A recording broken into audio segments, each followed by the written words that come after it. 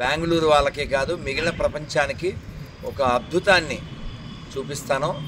ఇలా ప్రపంచంలో చాలా చోట్ల ఉండొచ్చేమో కానీ భారతదేశంలో మాత్రమే ఇది ప్రత్యేకం. ఇలాంటి అద్భుతం, ఇలాంటి ఆనందం, ఒక శక్తి, ఒక ఇన్స్పిరేషను మనం చూడబోతున్నాం. రండి చూసేద్దాం. మీ తలలు తిప్పండి, మీ తలపులు తిప్పండి.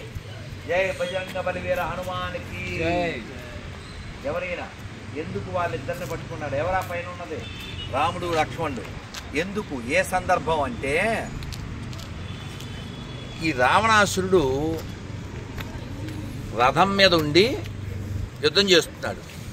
అలా చేస్తుంటే అదేమిటి స్వామి నేల మీద ఉండడం ఏమిటి, వాడు రథం మీద ఉండడం ఏంటి, స్వామి మీరు రండి మీరు రండి అని చెప్పి తన భుజాల మీదకి ఎక్కించుకుని వాళ్ళు రామలక్ష్మణులు ఇద్దరిని రావణాసురుడితో యుద్ధం చేస్తే రావణాసురుడు బాణాలు వేస్తుంటే హనుమంతుడు రథం అయితే ఓ చోట కదలకుండా ఉంటుంది, కానీ హనుమంతుడు మరి గమనశక్తి కలిగిన వాడు కదా, వెంటనే ఆ బాణం రీచ్ అయ్యే లోపల ఇంకో పక్క వెళ్ళిపోయాడు. వాడి కోపం వచ్చేసి హనుమంతుడిని లక్ష్యంగా బాణాలు వేశాడు రావణాసురుడు. ఆ బాణాలు హనుమంతుడు తగిలితే ఆయన బాధపడలేదు, ఆ గాయానికి ఆనందపడ్డాడు. నా స్వామి కోసం నేను దెబ్బలు తిన్నాను అని. ఎప్పుడైనా సేవకుడు అనేవాడు అలాంటి భావన కలిగి ఉండాలి, అంతేగాని డబ్బులేమో ఒకరి దగ్గర తీసుకుని వినయం లేకుండా వాళ్ళ గురించి వ్యతిరేక భావన కలిగి ఉంటే వాడు మంచి సేవకుడు కాదు, వాడు ప్రమాదం కూడా. కాబట్టి హనుమంతుడు దాస్యభక్తికి ప్రతీక. అందుకే హనుమంతుడు స్వామివారి దగ్గర ఉన్నప్పుడు ఎప్పుడు చూడండి ఈ ముద్రలో కూర్చుంటాడు. అంటే ఈ కాలు ఇలా పెడతాడు, ఈ కాలు ఇలా పెడతాడు. ఇలా ఎందుకు కూర్చుంటాడు? రెడీ టు సర్వ్, టక్కులు లేవచ్చు.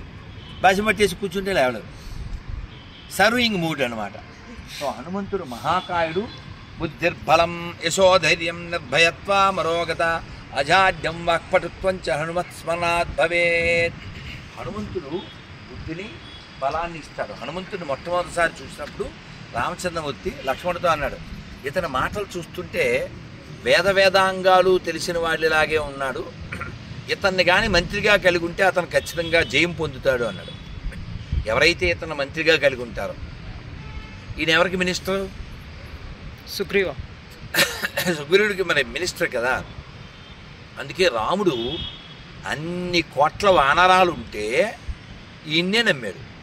అందుకే చూడండి మహాభారతంలో సౌగంధికా పుష్పం కోసం వెళ్ళినప్పుడు భీముడు దారిలో అడ్డంగా ఈయన పడుకుంటే వృద్ధవానరంలాగా కోతి తీయి తోక అంటాడు. నేను పెద్దవాడినిగా నేను తీయలేను, నువ్వే తీసుకో అంటాడు.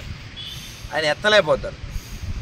ఆ తర్వాత వాళ్ళు ఆయన నిజస్వరూపం చూపించడం, నీ బలం నీకు తెలియాలని చెప్పి నేను ఇలా చేశానని చెప్పడం, నేను జెండా పైన ఉంటాను మీదే విజయం, కృష్ణుడు ఉంటాడని చెప్పడం, అది అద్భుతం అన్నమాట.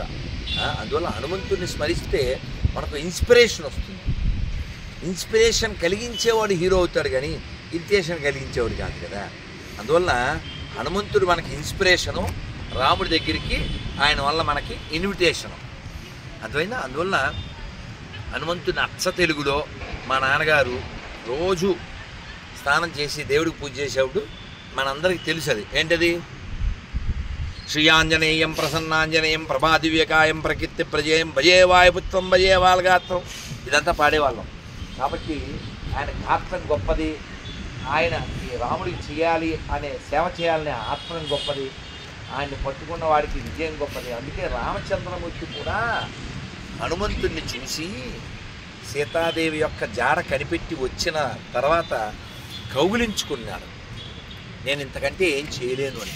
కాబట్టి అప్పుడు చెప్తారు కదా అందులో హనుమాన్ చాలీసా తెలుగులో, సీత జాడగని వచ్చిన నిన్ను గని శ్రీ రఘువీరుడు కౌగిట నిన్ను గొని సహస్రరీతుల నిన్ను కొనియాడగా కాగల కార్యము నీపై నిలగా శ్రీ హనుమాను గురు దేవు చరణములు ఇహపర సాధక శరణములు. బుద్ధిహీనతను కలిగిన తనువులు బుద్భుదములని తెలుపు సత్యములు శ్రీ హనుమాను గురుదేవు చరణములు ఇహపర సాధక శరణములు.